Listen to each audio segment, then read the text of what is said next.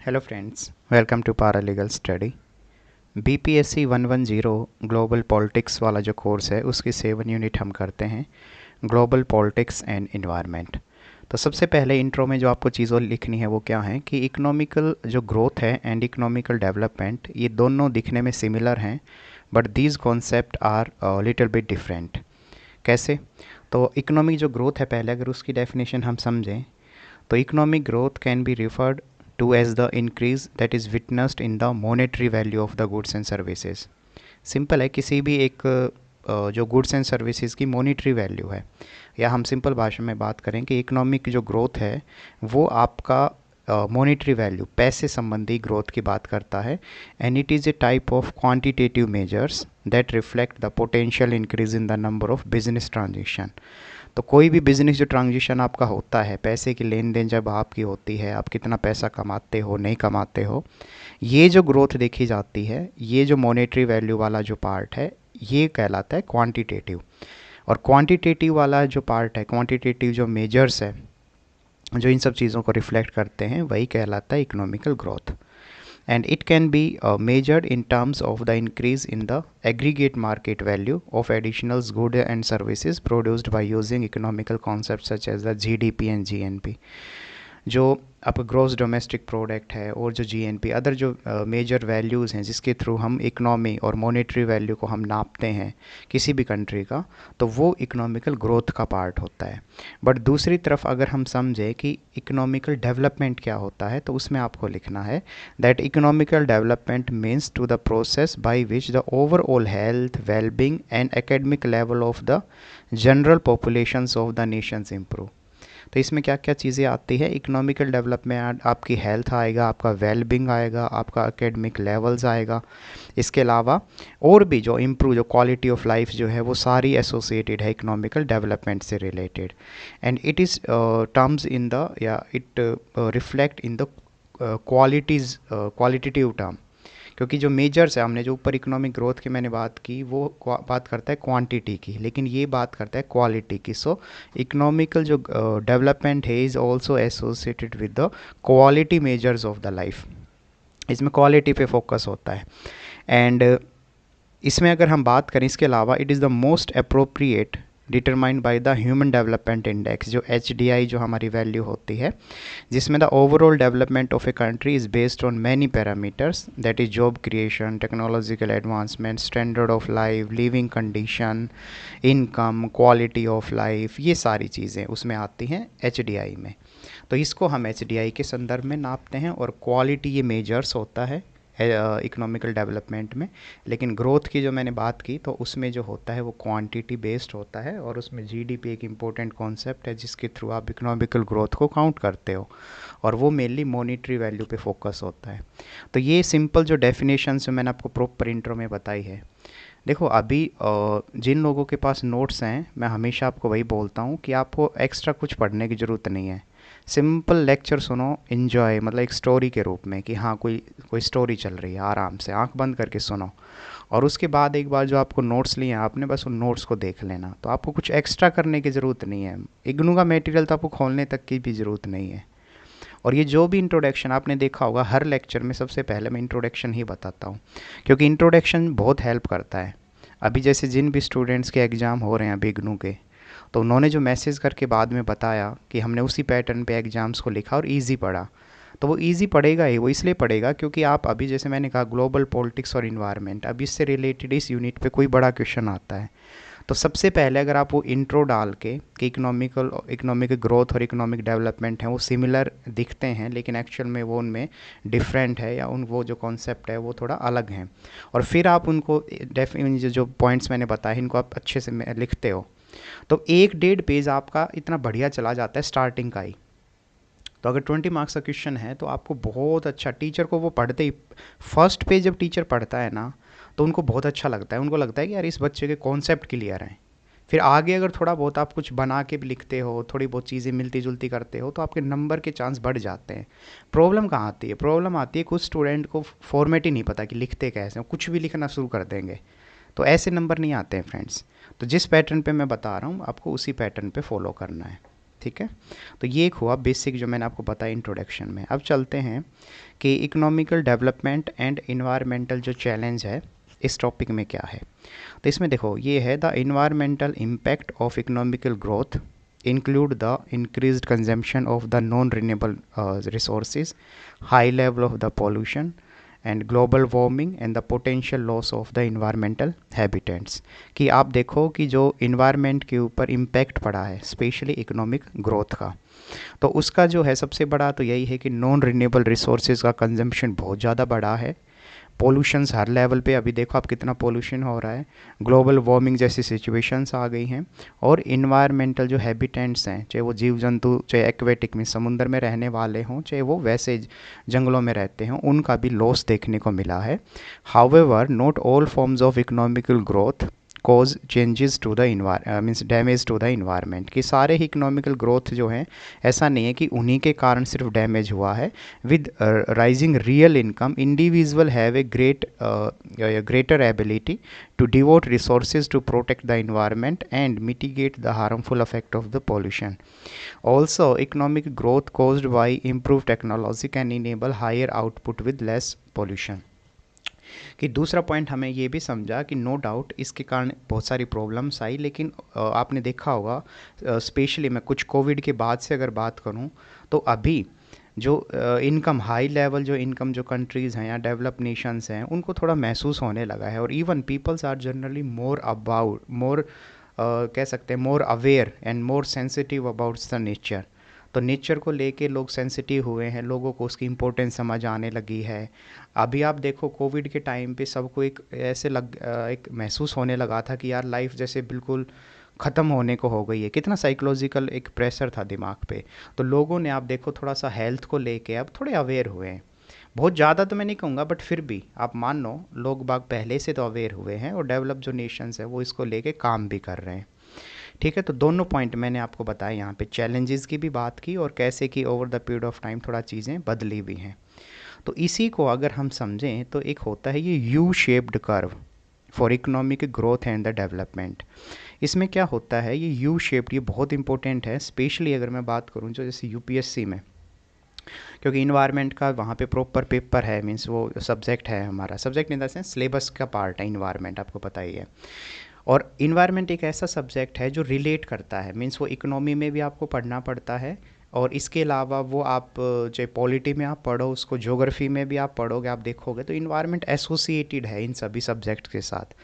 तो उसमें कहा था कि U shaped curve of economic growth and development. तो one theory of economic growth and the environment is that up to a certain point economical growth hardly hits the environments, but after that the move of the post industrial economy it leads to be the better environment।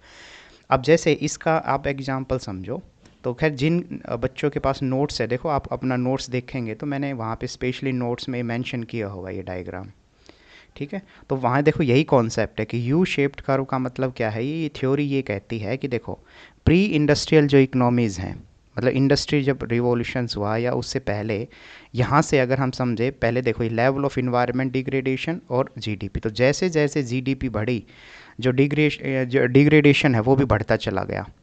ये हुआ pre industry से पहले, यहाँ से शुरू हुआ ऐसे बढ़ता चला गया। फिर जब टर्निंग पॉइंट, ये कि इंडस्ट्री जब इकोनॉमीज हुई तो यहाँ पे एक ऐसा पॉइंट आया जिसको उसने बोला टर्निंग पॉइंट, कि वहाँ तक बिल्कुल पीक पे था। तो ये आप समझ सकते हो डेवलप नेशंस के साथ ऐसा हुआ है। लेकिन अभी ये थ्योरी जो यू शेप्ड कर्व थ्योरी है वो यही कहती है कि इकोनॉमिक ग्रोथ बढ़ेगी, ठीक है, लेकिन एक सर्टेन पॉइंट ऑफ के बाद वो क्या करेगी, वापस से घटना स्टार्ट हो जाएगी। घटना इन द सेंस कि जो बेशक जीडीपी बेशक बढ़े, लेकिन जो इन्वायरमेंट डिग्रेडेशंस का जो लेवल है वो घटता चला जाएगा। तो ये है post industrial service sector based economy.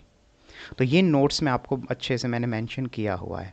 देखो एक और चीज़, कई बार ना अब स्टूडेंट्स मान लो फॉर एग्जांपल ऐसे बोलते हैं कि सर आप ना इसको अंडरलाइन नहीं करते हो मटेरियल्स को, इग्नू मटेरियल्स को।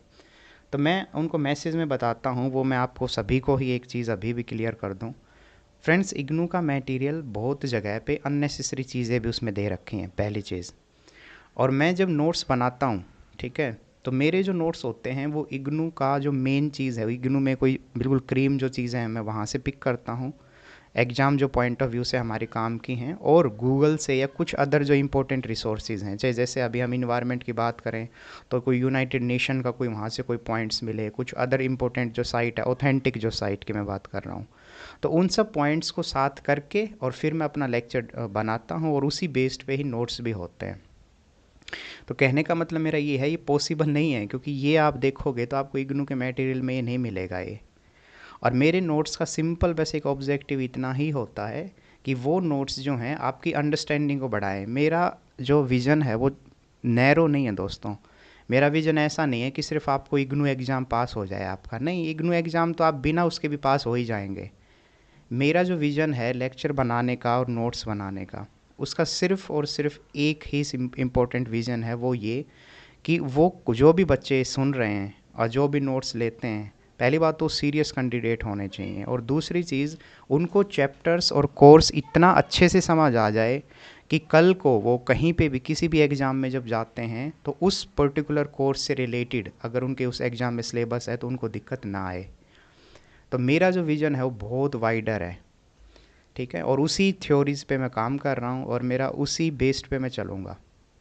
तो मैं बस यही कहना चाह रहा था आपको कि आराम से आप सुने, और जिनको भी खैर नोट्स चाहिए, जो खुद बनाते हैं नोट्स वो तो और अच्छी बात है, बाकी जिन भी स्टूडेंट्स को नोट्स चाहिए तो वो मुझे व्हाट्सएप पे मैसेज करके नोट्स को बाई कर सकते हैं, ठीक है। तो ये आपका एक बेसिक चीज़ मैंने आपको पहले बताई। तो वापस चलते हैं, economical development and economical challenge के बारे में मैं बात कर रहा था। तो उसमें दोनों पॉजिटिव नेगेटिव पॉइंट्स मैंने बताए, और वो स्पेशली उसको मैंने एसोसिएटेड किया V shaped curve of the economical growth and environment से रिलेटेड। उसी में नेक्स्ट अगर हम बात करें कि economic growth without environment damage की, किस तरीके के कुछ प्रोसेसेस हैं जो हम अगर हम समझें कि हमारा इकोनॉमिक ग्रोथ भी होता रहे और इन्वायरमेंट हमारा वो भी डैमेज ना हो, तो उसके लिए क्या है, उसके लिए आपको कुछ इन्वायरमेंटल सस्टेनेबिलिटी पे काम करना होगा। अब ये इन्वायरमेंटल सस्टेनेबिलिटी क्या है, तो सेम जब आप नोट्स देखेंगे तो उनको तो अच्छे से वो चीज़ समझ आ ही जाएंगी, लेकिन जो नोट्स खुद से ही बनाते हैं तो मैं उसको बता दूं, ध्यान से आप सुनिए कि इकोनॉमिक सस्टेनेबिलिटी, वापस से बोलता हूँ, economical growth without economic damage, कि इकोनॉमिक ग्रोथ भी आपकी हो जाए और आपका इन्वायरमेंटल जो डैमेज है वो भी ना हो। तो उसके लिए आपको क्या करना है, तो उसके लिए देखो कुछ इंपॉर्टेंट चीज़ें हैं। सबसे पहला है आपका कि shift to the renewable resources, कि आप रिन्यूएबल जो रिसोर्सेज हैं उसकी तरफ शिफ्ट हो जाएं। दूसरा जो पॉइंट है वो है protect health of the ecosystem. तो आपका जो इकोसिस्टम है उसको बचाना, उसको आप प्रिजर्व करना, चाहे वो लॉज के थ्रू आप करो या फिर कोई स्ट्रिक्ट एक्शंस आप लो, चाहे लोगों को अवेयर करके, इस तरीके से। नेक्स्ट है अवॉइड एक्सेस पोल्यूशन। तो एक्सेस पोल्यूशन आप कैसे कर सकते हो कि अल्टरनेटिव जो रिसोर्सेज हैं जैसे सीएनजी हुआ या अदर जो पार्ट जो रिसोर्सेज हैं आप उसकी ओर शिफ्ट होके तो पोल्यूशंस को आप कंट्रोल करें। इसके अलावा target welfare note the GDP, की आपका जो फोकस होना चाहिए वो जीडीपी की बजाय आपका टारगेट फोकस्ड होना चाहिए। मीन्स आप कह सकते हो कि आपको क्वालिटी बेस्ड डेवलपमेंट कराना होगा, जिसको हमने ऊपर देखा भी था, इकोनॉमिकल डेवलपमेंट जिसको हमने नाम दिया था, ठीक है। इसके अलावा आप जनरेशनल डिसीजंस का मतलब क्या होता है कि आप इकोनॉमी को लॉन्ग टर्म के साथ एक गोल बनाएं, और उसमें जब आप इकोनॉमी में वो लॉन्ग टर्म के लिए गोल बना रहे हैं वो एसोसिएटेड होने चाहिए आपकी क्वालिटी बेस्ड डेवलपमेंट मॉडल पे। तो ये कुछ इन्वायरमेंट सस्टेनेबिलिटी के मेथड्स हैं जिसके थ्रू आप क्या कर सकते हो, इन्वायरमेंटल आपका डैमेज भी नहीं होगा और साथ साथ में आपकी इकोनॉमिकल ग्रोथ भी हो जाएगी। इसके अलावा सम अदर कुछ पॉइंट्स हैं जिसमें आपको कह रहा है कि some ecologist argue economic growth leads to be environmental damage. However, there are economists who argue that economic growth can be consistent with a stable environment and each improvement in the environmental impact। जैसे उसमें सबसे पहले हम बात करें कि social cost pricing भी एक है। उसमें क्या होता है कि if economic growth cause external cost, sorry तो if economic growth cause external course, जैसे उसमें एक्सटर्नल कॉस्ट आप लगा दो, जिसका सबसे बेस्ट एग्जांपल है कार्बन टैक्स। जैसे कुछ कंट्रियों ने ऐसा किया भी है कि वो कार्बन टैक्स इम्पोज करते हैं, जिसके तहत जो भी डैमेज कर रहा है इन्वायरमेंट को, तो उनको कार्बन टैक्स के तहत अच्छा खासा उनसे पैसा वसूला जाता है। इसको बोलते हैं सोशल कॉस्ट प्राइजिंग। फिर है treat the environment as a public good, कि ये जो आप इन्वायरमेंट है जो उसको पब्लिक गुड की तरह ट्रीट करे, जिसके तहत जो भी आपको रेगुलेशंस बनाने हो, रूल्स बनाने हो, जो भी पॉजिटिव आपको स्टेप उठाने हो वो आप उठाइए। और वो तभी होगा जब आप उसको पब्लिक गुड के रूप में काउंट करना स्टार्ट करेंगे। इन्वायरमेंट को पब्लिक गुड मानेंगे तो ऑफकोर्स आप उसके बेहतर के लिए प्रयास भी करेंगे।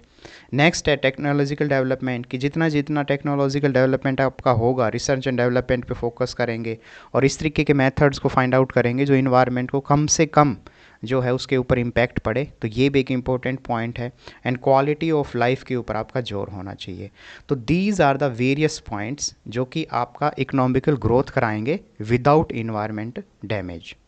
ठीक है, तो ये आपको ध्यान रखना है। और उससे ऊपर जो मैंने बताया था कि U shaped curve of the economic growth and the environment, तो ये सारे आपको इन्वायरमेंटल डेवलपमेंट एंड इन्वायरमेंट जो चैलेंजेस है उसमें यही सब पॉइंट्स आपको लिखने हैं।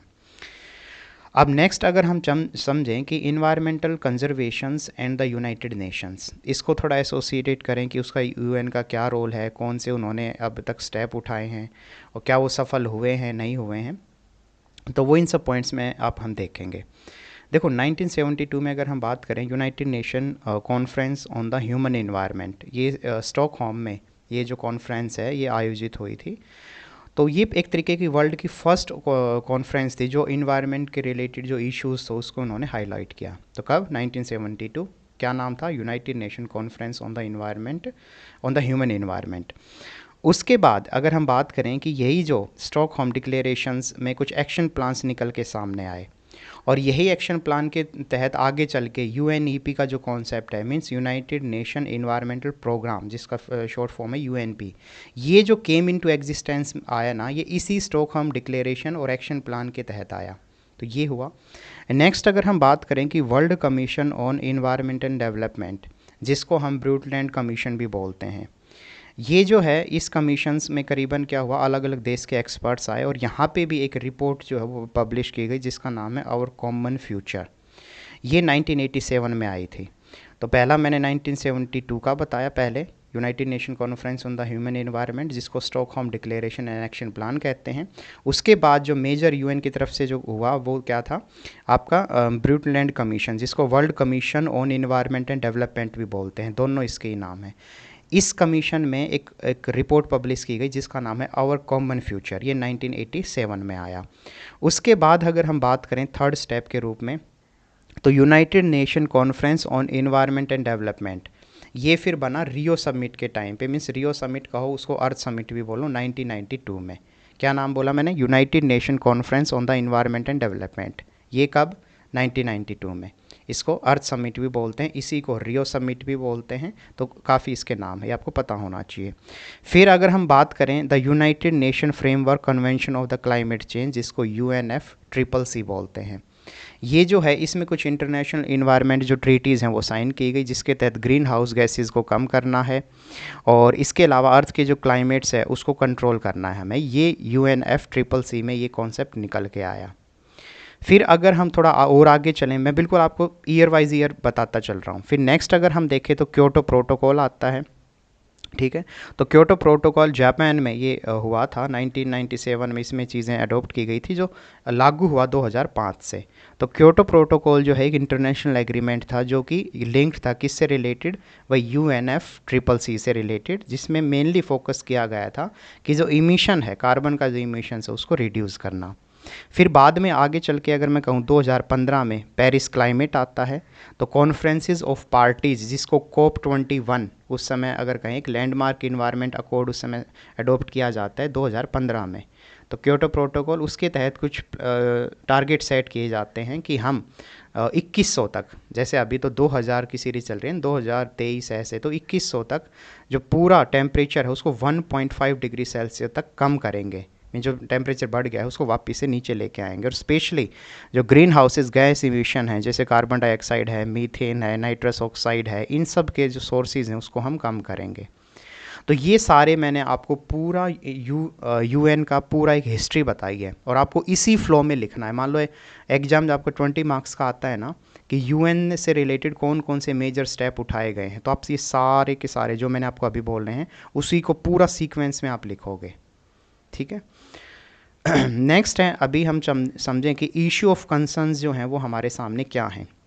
सबसे बड़ा इश्यूज़ देखो, सम ऑफ द मेजर जो इश्यूज़ है जिसको हम डिस्कस करें तो वो है एक तो ओजोन लेयर डिप्लेशन। सबसे पहले हम समझें कि जो ओजोन लेयर है वो अब धीरे धीरे क्या हो रहा है। ओजोन, आपको पता है ओजोन एक इम्पोर्टेंट पार्ट है। सन की जो हार्मफुल रेडिएशंस आती हैं ना, उसको क्या करता है, उनसे हमें प्रोटेक्ट करने का काम करता है ओजोन। तो ओजोन जो लेयर है ना वो धीरे धीरे अब क्या हो रही है, ख़त्म हो रही है। ख़त्म इन द सेंस हम समझें कि उसमें होल, आपने सुना होगा ओजोन लेयर जो है उसमें होल की बात है।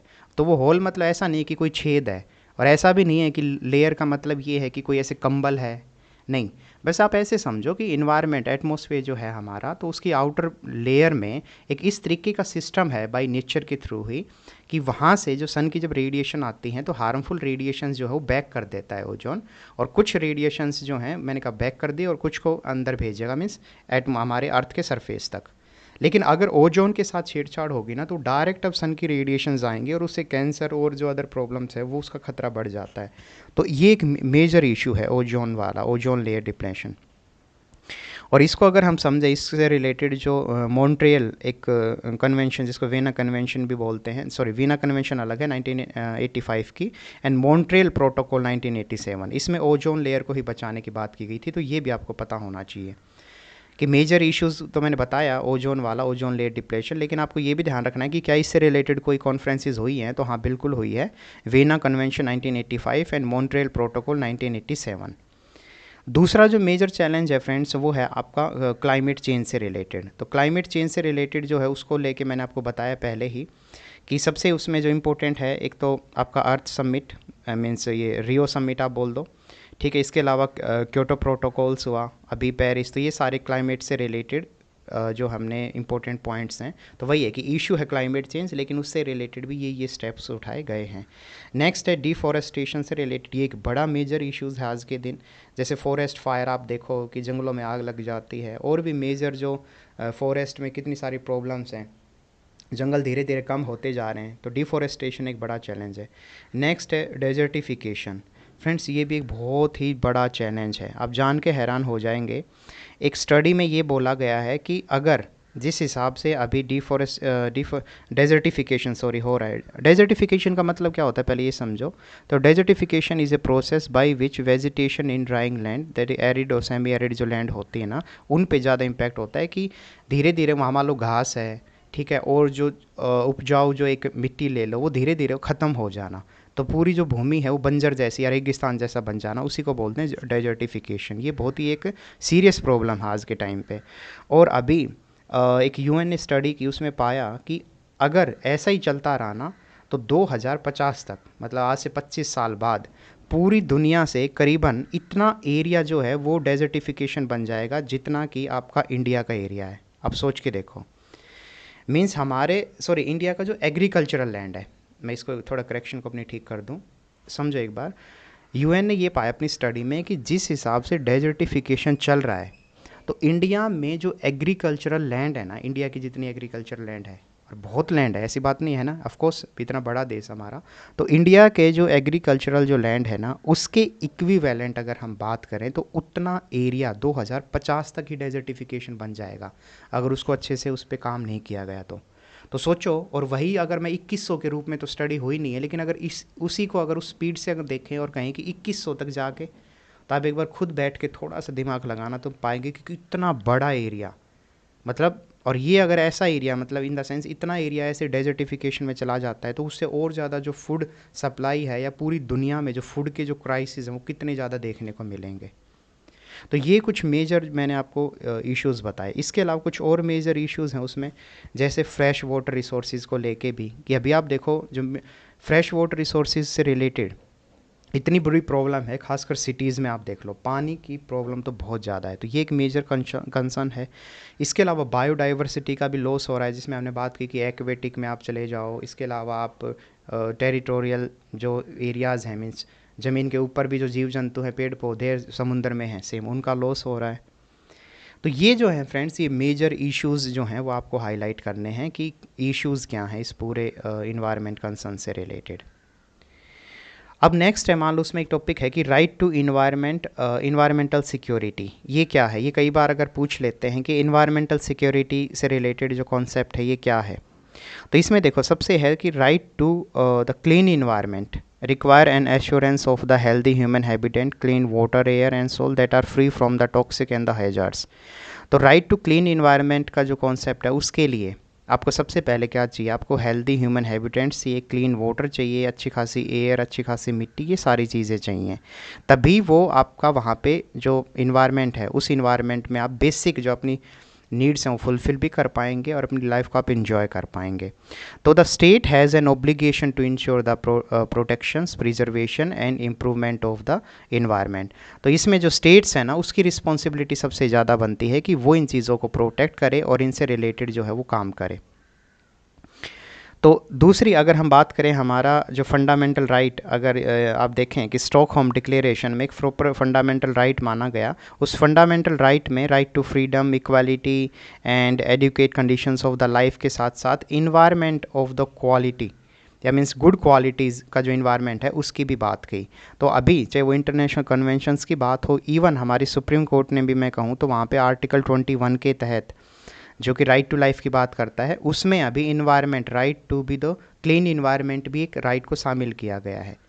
ठीक है, तो ये जो चीज़ है, मीन्स मैं बोलना चाह रहा हूँ कि राइट टू इन्वायरमेंटल जो सिक्योरिटी जो कॉन्सेप्ट है ये पूरी दुनिया में बढ़ा है, और ज़्यादातर डेमोक्रेटिक जो कॉन्स्टिट्यूशंस है उसमें राइट टू क्लीन इन्वायरमेंट को एक फंडामेंटल राइट में काउंट किया गया है। चाहे वो मैंने आर्टिकल 21 इंडिया का बताया, इसके अलावा हमारा जो DPSP है, directive principle of state policy, आप उसमें भी जाएंगे तो आर्टिकल 51AG जो है उसमें बोला गया है कि हर एक सिटीज़न की रिस्पॉन्सिबिलिटी है कि वो नेचुरल इन्वायरमेंट को प्रोटेक्ट भी करे और उसको इम्प्रूव करने में हेल्प करे।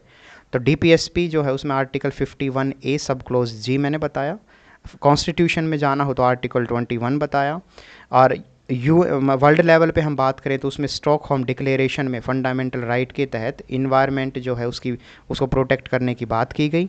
इसके अलावा अगर हम समझे जो international covenant on civil and political जो राइट है उसमें भी इन्वायरमेंटल राइट को बहुत ही इंपॉर्टेंट जो स्थान है वो दिया गया। तो ये है राइट्स टू इन्वायरमेंटल सिक्योरिटी कि अभी जो है हमारे साथ अदर जो पार्ट होते हैं, अदर हमारे कुछ राइट हैं और स्टेट की रिस्पॉन्सिबिलिटी है, सेम स्टेट हमारी सिक्योरिटी की भी रक्षा करता है ना भाई, आर्मी है, पुलिस है, ये सब क्या है? ये लोगों की सेफ्टी के लिए ही है ऑफ कोर्स।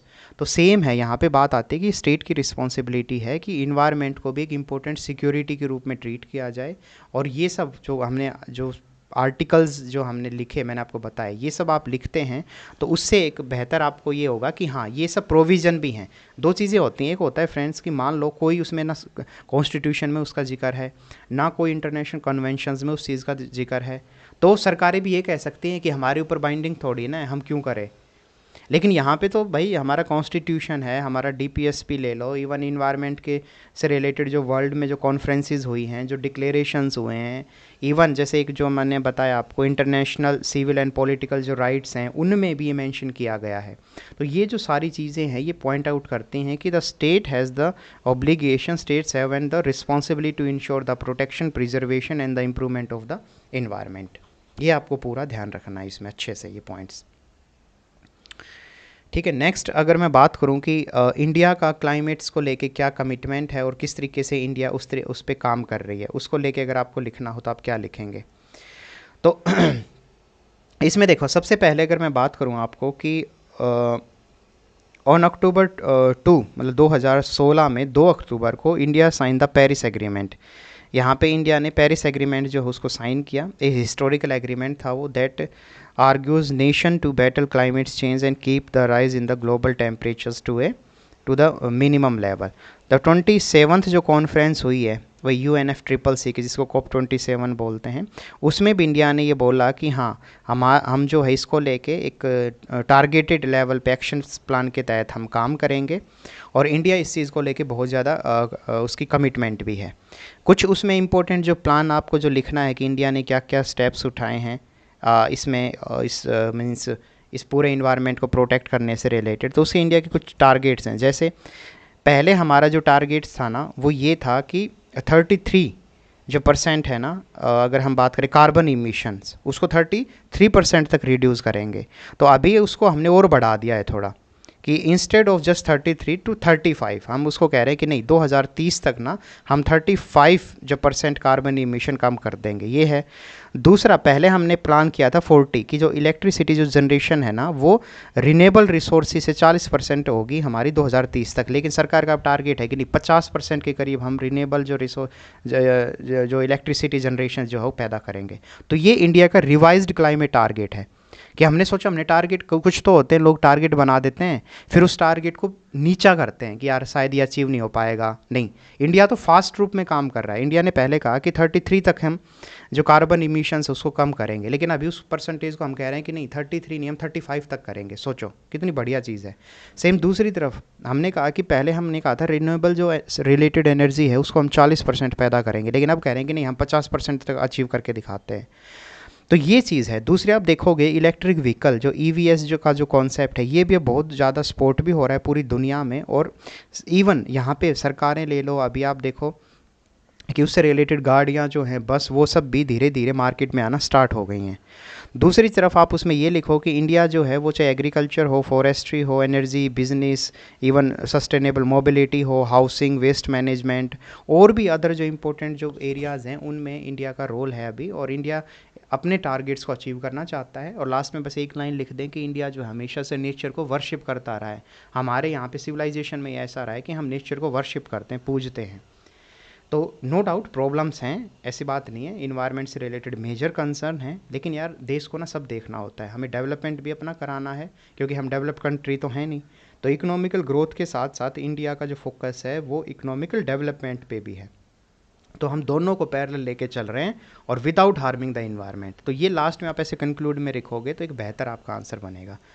तो ये है फ्रेंड्स। अगर मैं रिवर्स थोड़ा सा चलूँ तो मैंने आपको बताया लास्ट में एक तो कि इंडिया का क्लाइमेट से रिलेटेड कमिटमेंट क्या है, हमारी प्रोग्रेस क्या है। उससे जस्ट ऊपर मैंने आपको बताया एक प्रॉपर कॉन्सेप्ट कि right to environmental security concept क्या है, कौन कौन से उसमें कॉन्स्टिट्यूशंस में प्रोविज़न है, कौन कौन से अदर जो हमारे से डीपीएसपी हो या फिर कोई इंटरनेशनल कन्वेंशंस में प्रोविज़न है, तो वो हमने देखा राइट टू इन्वायरमेंटल सिक्योरिटी। उससे ऊपर फिर जो मैंने आपको कुछ बताया कि मेजर जो चैलेंज हैं, कंसर्न जो हैं वो क्या हैं इन्वायरमेंट से रिलेटेड। उससे ऊपर फ्रेंड्स हमने देखा कि इन्वायरमेंट कंजर्वेशन और यूनाइटेड नेशन, तो उसमें यूनाइटेड नेशंस का पूरा मैंने हिस्ट्री बताई कि क्या क्या यूएन ने अपने लेवल पे चीज़ें की हैं। तो ये जो हैं फ्रेंड्स ऐसे इस तरीके से सारा हमने बहुत अच्छे से इसको पढ़ा है। और बाकी नोट्स जिनके पास हैं तो वो तो अपना अच्छे से अब जाके नोट्स पढ़ें, और जिन्होंने खुद से बनाना है तो वो अपना खुद से भी, अपना लेक्चर आपने सुन ही लिया है तो आप खुद से भी चीज़ों को बना सकते हैं अपने according. Thank you so much friends.